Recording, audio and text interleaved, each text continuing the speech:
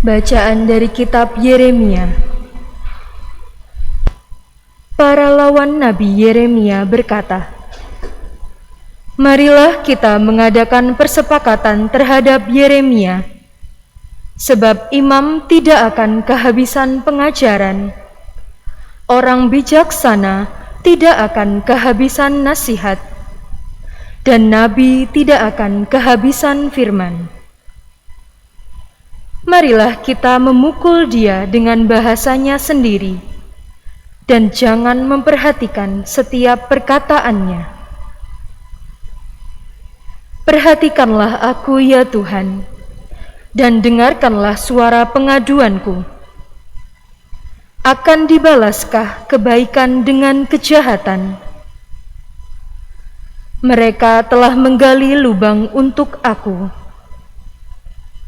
Ingatlah bahwa aku telah berdiri di hadapanmu dan telah berbicara membela mereka, supaya amarahmu disurutkan dari mereka."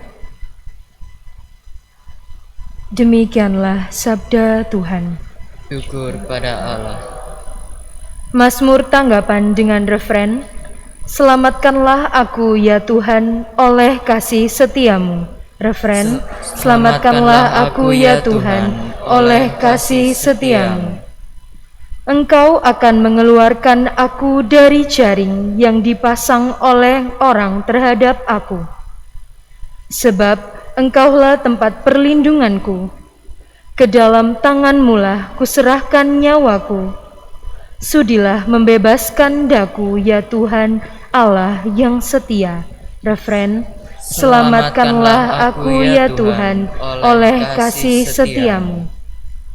Sebab aku mendengar banyak orang berbisik-bisik menghantuiku dari segala penjuru. Mereka bermufakat mencelakakan aku. Mereka bermaksud mencabut nyawaku. Refren, "Selamatkanlah aku ya Tuhan oleh kasih setiamu." Terpujilah Kristus Tuhan, Raja mulia dan kekal. Terpujilah Kristus Tuhan, Raja mulia dan kekal. Akulah terang dunia, sabda Tuhan. Barang siapa mengikut aku, ia akan mempunyai terang hidup. Terpujilah Kristus Tuhan, Raja mulia dan kekal. Tuhan bersamamu. Dan bersama rohmu, Inilah Injil suci menurut Matius. dimuliakanlah Tuhan.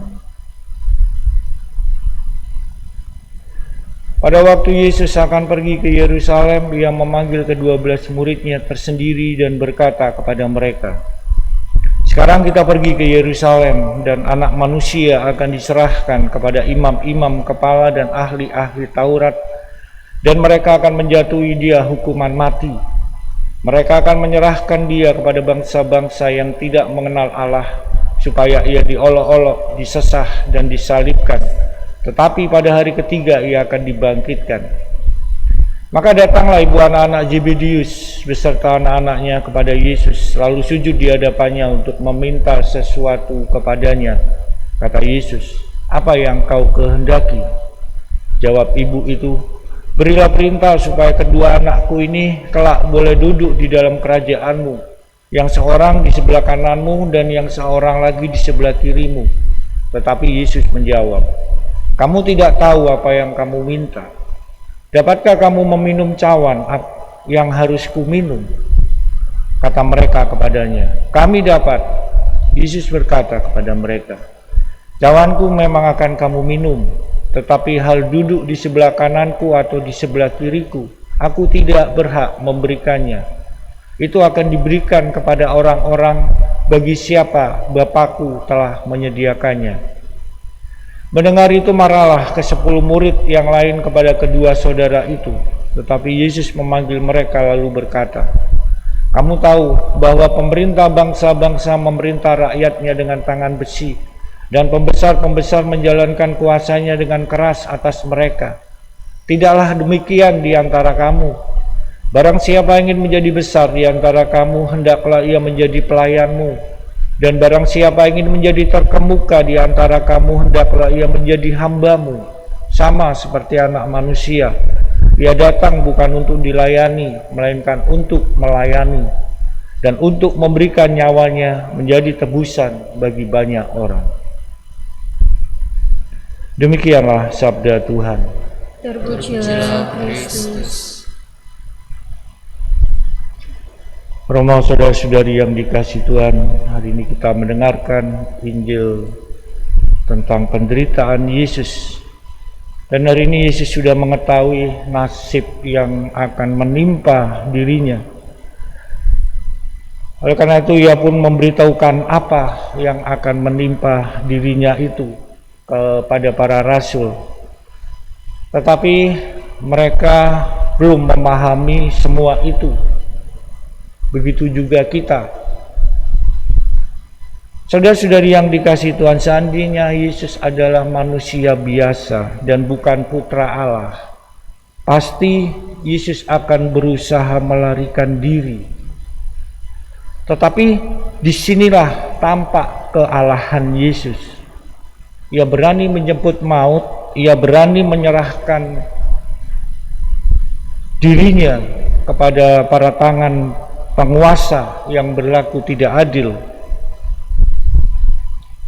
Dan Yesus sungguh-sungguh membuktikan bahwa khotbah dan pengajarannya serta mujizat yang dibuatnya itu tidak berhasil mengubah hati orang Israel yang dingin, yang membatu.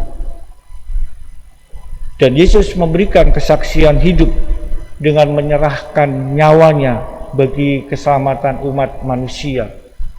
Saudara-saudari yang terkasih, kita sering tidak ingin mengorbankan diri, tetapi sebaliknya kita berusaha mengorbankan orang lain. Kita juga lebih suka melarikan diri dari kurban dan tanggung jawab untuk memberikan kesaksian hidup tentang Dia. Hari ini kita mohon ampun dan bimbingan Tuhan agar kita mampu dan berani menjadi saksi tentang kebangkitannya.